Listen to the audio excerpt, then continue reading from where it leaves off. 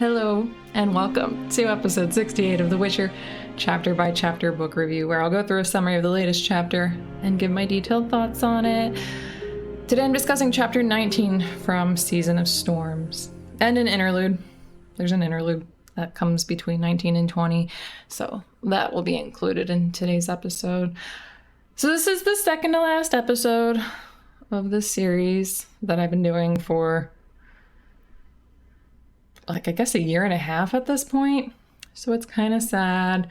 Not as sad as it will be recording the next episode, which will be the last one. Again, I am going to continue this series with a different set of books in the distant future, though, from the time that this has been uploaded at least. But I actually have a lot of plans for Witcher videos that I want to make for YouTube, so stay tuned for that if you're listening around the time that this was uploaded, because I have a little list on my phone of ideas that I have, and I've got plenty in there. So there's definitely stuff coming. It might be a while, though, because I'm definitely a video editing novice, and I also am a perfectionist when it comes to video editing, so I want things to look as good as I can possibly make them, but it takes me forever to do that. So I'm working on it. It's just going to be a little bit of time, but I'm really excited to make these videos. I think if you are enjoying this podcast, if you've been enjoying it, you'll probably enjoy those videos if you're as invested in The Witcher as I am, and if you're here, you must be. Okay, so I'll give you the recap from the last episode, followed by the summary of chapter 19 and the interlude, and then we'll go into detail about what happened. Okay, for the recap. Geralt attended Belahun, the king of Karak's wedding, where he witnessed the king's assassination by his banished son Varaxis, who immediately seized the throne after. Summary. After the wedding, Geralt, Dandelion, Coral, and Mosaic find themselves basking in the pleasant weather. However, the serene atmosphere takes a sharp turn as a sudden darkness shrouds the sky. A violent storm emerges from the ocean, unleashing ferocious winds and colossal waves that wreak havoc on the city. In the midst of the chaos, Coral teleports away while Geralt and Mosaic, aided by a few others, remain behind to rescue those on the verge of drowning. Geralt himself nearly succumbs to the treacherous waters until an unexpected savior emerges. The guardhouse commandant, with whom he engaged in a brawl earlier in the story. Upon Coral's return to aid the wounded, Geralt and Mosaic, disillusioned by her earlier desertion, choose to sever ties with her. Meanwhile, Dandelion notices the disappearance of Geralt's sword, prompting Geralt to conclude that it is high time they bid farewell to Karak. In the interlude, Yennefer joins Coral at her Karak villa for some wine, where we learn that Coral deserted the others during the storm to protect her home. She also denies ever having an affair with Geralt and tells Yen that Mosaic, who had recently returned from an adventure with Geralt, was the one who he got involved with. Oh my goodness, Coral. I've got plenty to say about her soon enough. So, the very beginning of chapter 19, the very first line is Dandelion pointing out a rat. And Geralt, he couldn't care less about a rat, especially today, immediately following all of the events from the previous chapter, since it's the same day. It's a lot that went on this day, very eventful. But then everybody notices the rat because there's suddenly not just one rat, there's thousands of them, and they're all fleeing from the harbor. And Coral points out that she can sense a storm coming. And it's a tremendous storm, in fact, and the rats can sense it too. And you know what? This is true. Like, rats can sense a storm in real life, and they will do whatever they need to do to protect themselves. And in this case, they knew they needed to get the heck away from the sea. I thought that was really interesting. Like, it got me thinking about how rodents are that intelligent. Like, they can sense a storm before there's actually any signs of the storm. But I mean, I guess there's signs from their perspective. Anyway, aside from the fleeing rats, there's no indicator that there is a storm. And Dandelion even doubts this because the weather's very nice today. until suddenly the wind starts blowing and very quickly intensifies, the crashing of the waves intensifies, and the sky darkens. And with this, roofs are flying off buildings, the ground is shaking, objects are flying everywhere. Then a giant wave begins to form, and it just keeps on growing until it's as high as the masts on the dock ships. And Coral's telling Geralt they need to leave, but they don't. They stick around. And then the giant wave crashes on the harbor, destroys the pier and dock, and there's boats flying through the air, and all of the cottages near the beach just get washed away. So it's total mayhem, and it's not even over yet. So as the storm was picking up, like Dandelion said, is this the end of the world? So it must have really looked like the end of the world if you were there, if you were present for that. Must have been terrifying. And the way that this chapter describes the storm, it describes it so vividly that you actually kind of feel, I did at least, feel like anxiety about it, that really uneasy feeling. So the wave crashed into the river mouth and then somehow created this whirlpool. So anybody who fled in that direction got swept away in the water. And the waves continue. There's at least 7 more of these giant waves until there's another twice the size of these. And it's so huge that it's described as obliterating the sky. And then the wave crashed down on Palmyra, which is one of Carrack's neighborhoods, and it completely destroyed it. It washed it off the face of the earth, as the book says. And Palmyra, it was this busy place. It's actually talked about multiple times while Geralt is in Carrack. So this definitely resulted in many instant deaths. And then the terrace that they're standing on gets hit with a wave and people start to flee. And Coral at this point starts pleading with Geralt again to leave, but he doesn't, along with some other people. He notices Antiadaris, Pyropratt's daughter, who helped sell Geralt's stolen swords, and Phoebus Revenga, the owner of the fancy restaurant that's been brought up multiple times. And then they see the nice villas around are just getting totally overwhelmed with waves, and they just start crumbling one by one. And when Coral sees this, she teleports away. And it's not said here exactly what she was doing, but we find out in the interlude what she was up to when she teleported. But the water in whirlpool form is now up to the terrace where Geralt, Dandelion, and Mosaic are. And there's people in the water, and they're struggling not to drown. And there's some people that are trying to help them. They're like throwing objects out to them, like, oh, grab onto this, trying to rescue them. There's a man that even jumps in to save somebody.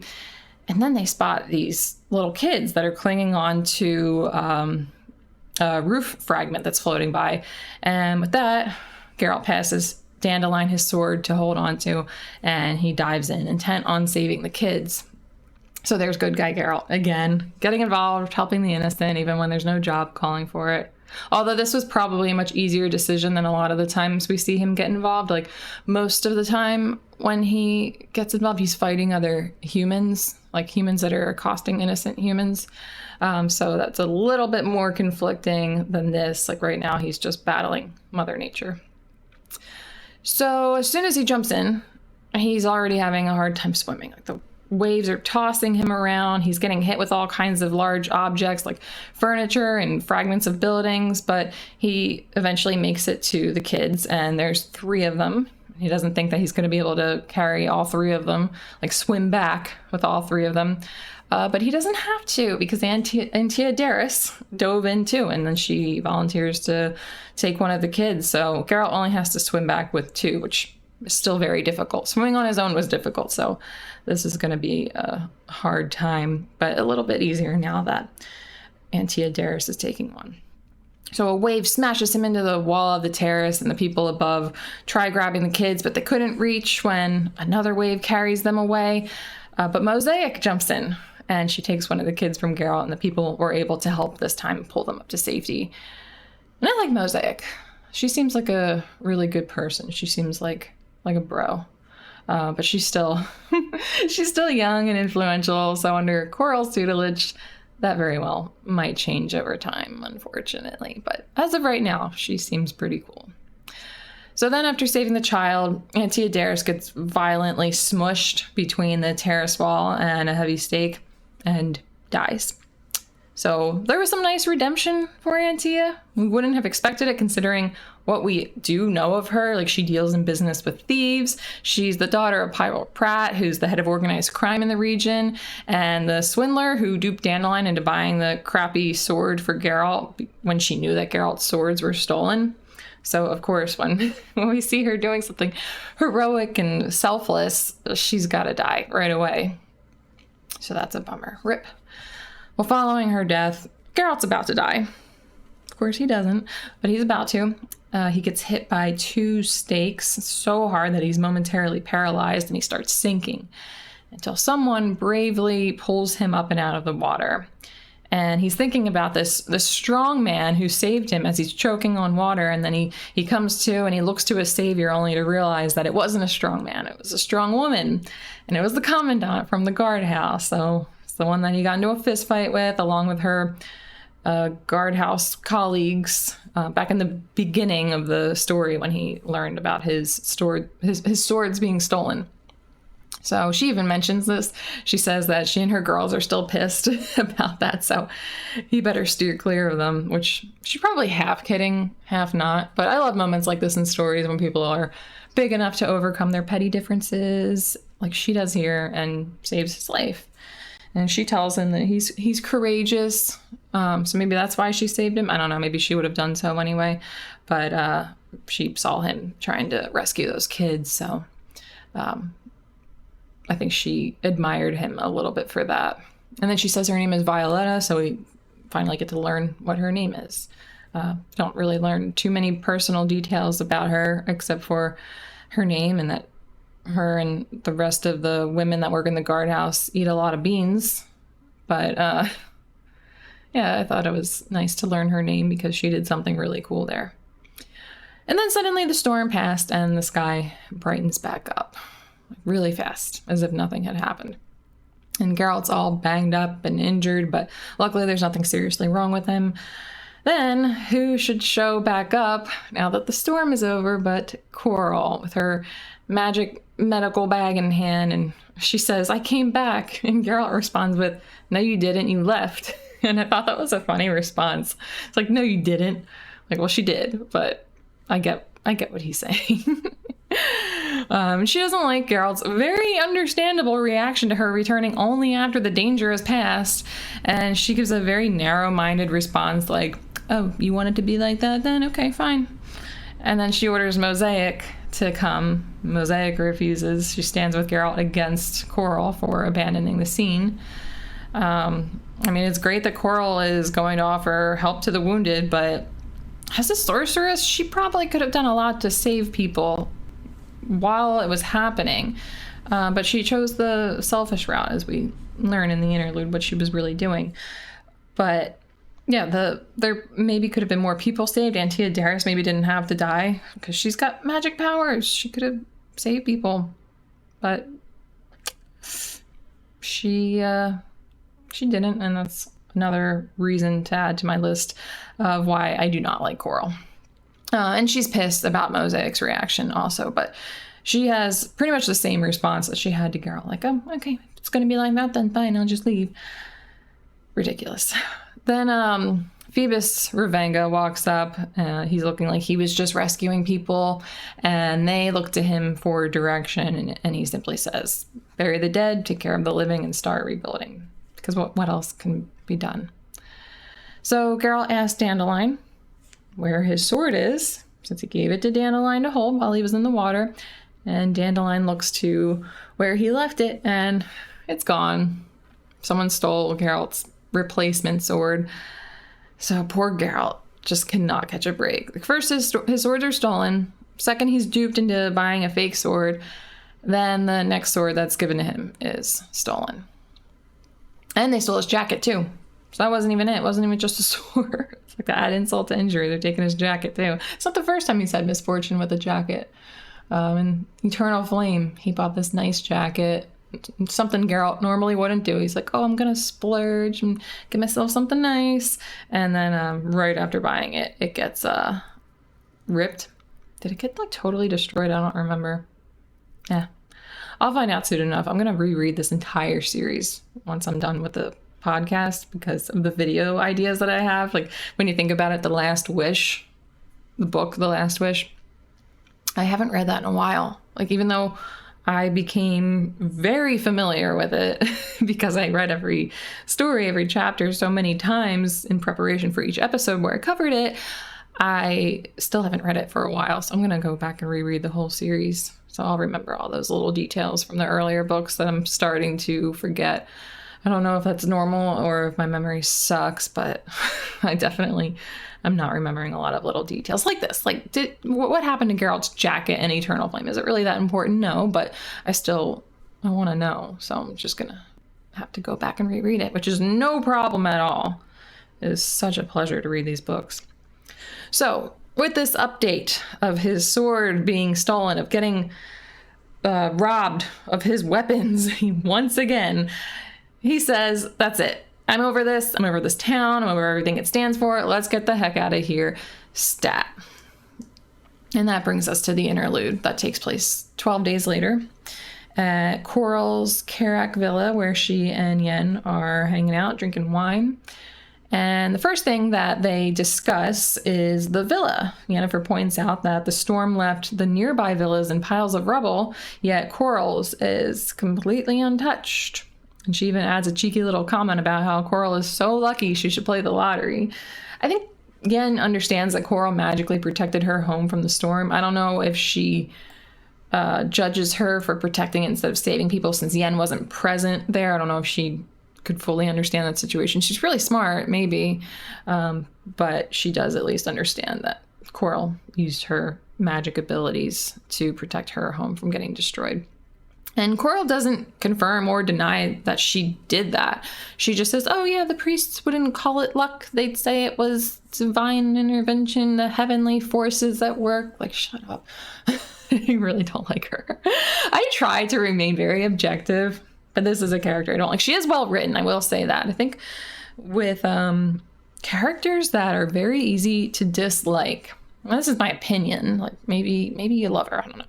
I'd be surprised if anybody actually, I mean, you can be entertained by her, but if you actually like her and think she's a great person, the world needs more Corals. I don't think too many people would have that opinion, but I could be wrong.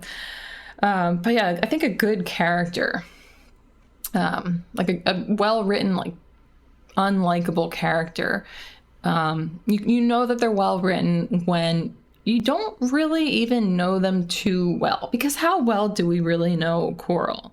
So in that short amount of time that she is present throughout this series, it became very easy for me, speaking for myself, to very much dislike her. So anyway, the important thing with this moment in the interlude with Coral not confirming or denying what Yennefer pointing it out is for us to understand that's what she did, and it shows that Geralt and Mosaic's reaction to her abandonment during the storm is totally justified. So they weren't wrong in that at all, which, I mean, I don't know that they could even be considered wrong if she wasn't protecting the villa, but where else would she have gone? Anyway, then Coral calls for Mosaic to fill up Yen's empty cup. So we learn right at the top of the interlude that Mosaic actually didn't bail on Coral, or not for long at least, but we do come back to that detail towards the end. So Coral says that she's selling her villa because the weather has stopped suiting her. And this isn't the only reason, but I think I'd want to leave that place too if there's a risk of a storm like that taking place again. I'm sure it's not common. It can't be common, because if that happened all the time, then the city would never be able to be rebuilt, would never be able to be lived in.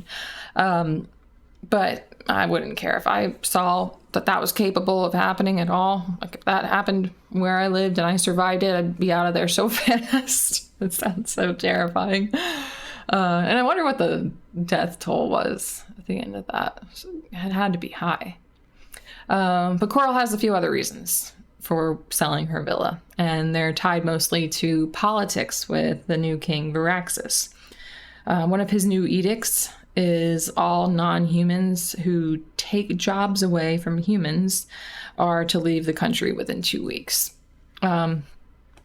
I mean, we pretty much know Coral sucks, but she's not the absolute worst. It seems like she was disgusted here by this racial discrimination enough for it to be a reason, just one reason, to not want to live in this country where these practices are accepted. That's not her only reason for wanting to sell the villa, but I think that does play into it. I think she doesn't want to live where that sort of thing is tolerated, but that's not the biggest reason.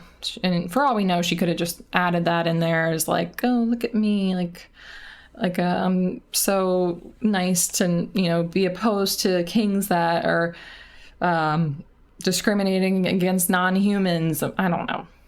I'm not trying to find ways to villainize her even more. I'm just saying we don't know. But another new decree under Varaxis's reign is that no magic can be done in the country without the permission from the king, in addition to a new law that mages cannot own property anymore in Karak. So it's now not a very mage-friendly place. And she points out that this is the revenge of the king's wife, Ildiko Breckle, who, as we learned in the previous chapter, was expelled from Aretuza, the school for sorceresses, and she hates Coral. So since Coral is the only mage who owns property in Karak, this law affects her personally. So she can't really continue working here anymore, and she can't own her home anymore. So selling is the only option that she has. So then Yen points out something very interesting and confirms the suspicion from the last chapter, and that's that the mages were, in fact, behind Belahun's assassination. She says that rumor has it that the sorcerers got Varax's crown. And Coral says, well, rumor knows what it's talking about. And the suspicion, this is like the reader's suspicion, came from the necklace that choked Belahun to death. And Geralt recognized it as the same one that Daggerlin had when he was captured by Daggerlin. So it was pretty obvious that was what was going on there. But now we know for sure, now that that's brought up again, and Coral basically confirms that, now we know that that was the same necklace. So they also talk about how the confiscation of the non-humans' properties is one of the ways that Varaxis is trying to pay back the chapter. So he is in debt to them for basically putting him on the throne, and he is doing these really immoral things to obtain more money to pay them back. He's a nice guy, right? If you had any doubts, he will make a great king. And that's sarcasm. I feel like I need to say that just in case somebody doesn't understand that that's sarcasm. I don't want anybody to misinterpret that for anything it is, and then I'm thought of as somebody that would actually have that sort of judgment about a horrible character. Okay, so the political talk comes to an end, and Coral urges Yen to keep drinking her wine, and Yen points out, why do you want me to keep drinking so much when you're barely having any? Like, are you okay? Are you ill? And Coral says that she's been feeling morning sickness, but it'll pass after the first trimester. Okay, just for like a second. In this moment, when I was reading the chapter the first time, I was like, holy crap, no way.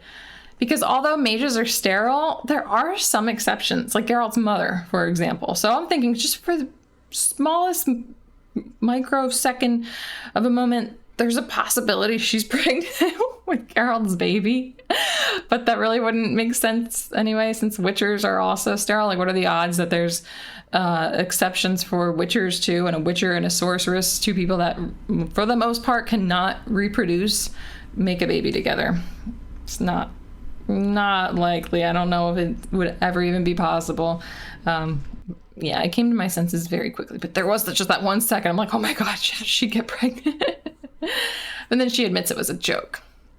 And I think the purpose of her making this joke was to, well, have a brief moment of cruelty, and to also transition to the topic of her and Geralt's affair, because she knew that Yen had heard about it.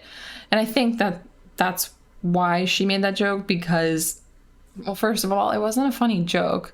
Like, Coral was the only one who got a kick out of it. And Geralt even said that in the past, Coral has no sense of humor. So if she's making jokes, there's an ulterior motive behind it. It's not like she's just trying to have a funny time. Like, Yen doesn't laugh at all. Yen doesn't laugh a lot anyway. She says that at some point, I think, back in like Blood of Elves.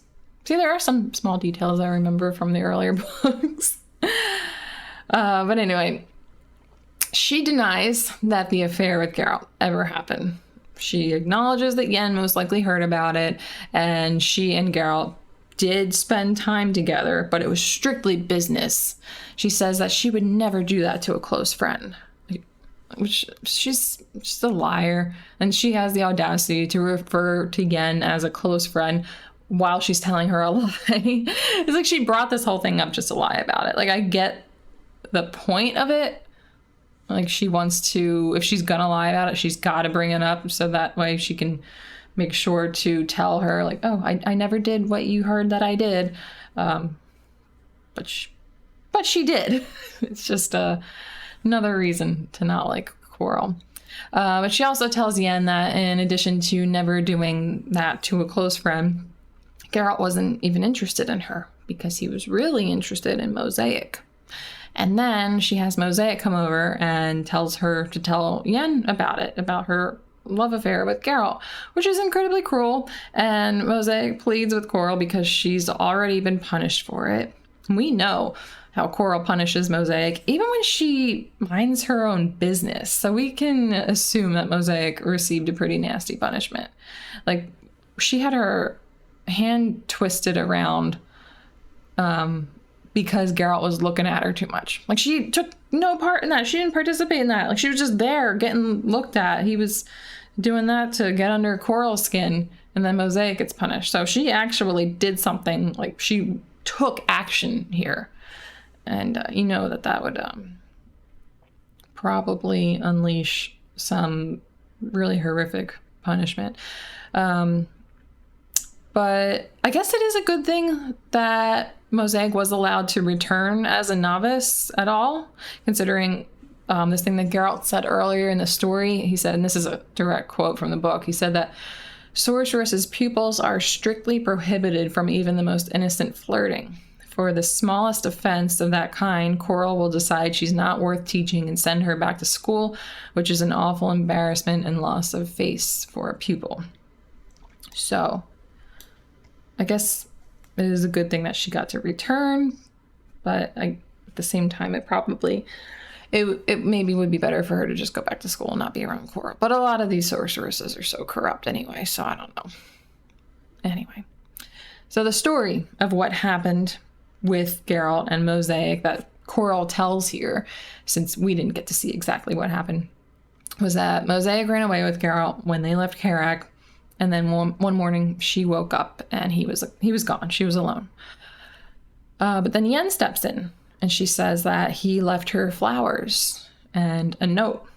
So I guess Yen was reading Mosaic's mind, as she's wont to do, since Mosaic didn't say anything about this. Like, Yen just knows, and Yen wouldn't just know that because she was astonished by the fact that Mosaic and Geralt got together at all. And then Quirrell gets angry by this news that Mosaic never even told her, and that's when she realizes that Geralt must have told her to return to Quirrell. Like, it was his demand that she do that. And then she says that she never expected that of him. Quirrell never expected Geralt to do that. To which Yen responds that it's because she didn't actually know him. And I wonder if what we're supposed to understand here, or how it can be interpreted here, is Yen actually did see through Quirrell's lie and knows that they did in fact sleep together, Quirrell and Geralt. Because she's smart. She is a very smart person.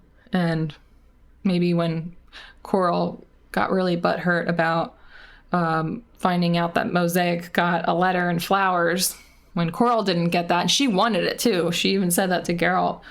She's like, oh, if this is going to end, like, you could at least like leave a note or flowers or something. She didn't get that from him. So I think the anger that she expresses here maybe gave her away. And that's why Yen's like, well, you didn't really know him. Kind of to like rub it in a little bit. Like, yeah, you did have some feelings for him, but you didn't really know him. And what you had with him wasn't real. But I don't know. Yen can read minds. I can't. So closing thoughts. Chapter 19, I thought it was really well written. It had me on the edge of my seat. I was really feeling the suspense. I actually read before I go to bed every single night. I read these books different times throughout the day, but every night before I go to bed, I read. And I could not read this chapter before I went to bed because it was written really well, that it strongly affected me. And I was worried that I would have nightmares from reading it right before falling asleep, or just not being able to fall asleep because of the unease that it created in me. So it's definitely really well written. It was kind of hard to talk about, though. Like when I was writing out my notes here for this episode, I was thinking about how I don't really have a whole lot of opinions on this. I don't really have like too much of an analysis to provide because, I mean, it's just like Mother Nature at work. There's a storm and it's disastrous. Not too much to say about that. The interlude, though, was different, though. I got to voice my opinions on Coral and her ways. But, yeah, I'm not really going to miss her. I don't know, kind of. She definitely had me entertained. If a character gets you to talk about them as much as I talked about them, if you have that many opinions on them, then I think it's safe to say that they are entertaining. But she's a shit person. Ooh, I'm trying not to curse anymore. She is, though. Okay, looking ahead, one little thing. We have one chapter left, and we still need Geralt to get those swords back, so that's it. It's the only thing that's really left unfinished here. Well, I guess there's also the Aguara told Geralt that she'd come back for him, but we don't know yet if she's going to do that at all, if she's going to do it here. Maybe she was going to come back to him before he died and she never got around to it. But we'll see. We will see in the next episode, the final episode. I'm not ready for it. I'm not ready for it to end, emotionally speaking. But such is life. Everything needs to come to an end. Okay. Just to let you know in case you didn't, these episodes are available on YouTube, Spotify, and Apple Podcasts. Thank you so much for joining, and I will catch you in the next and final episode.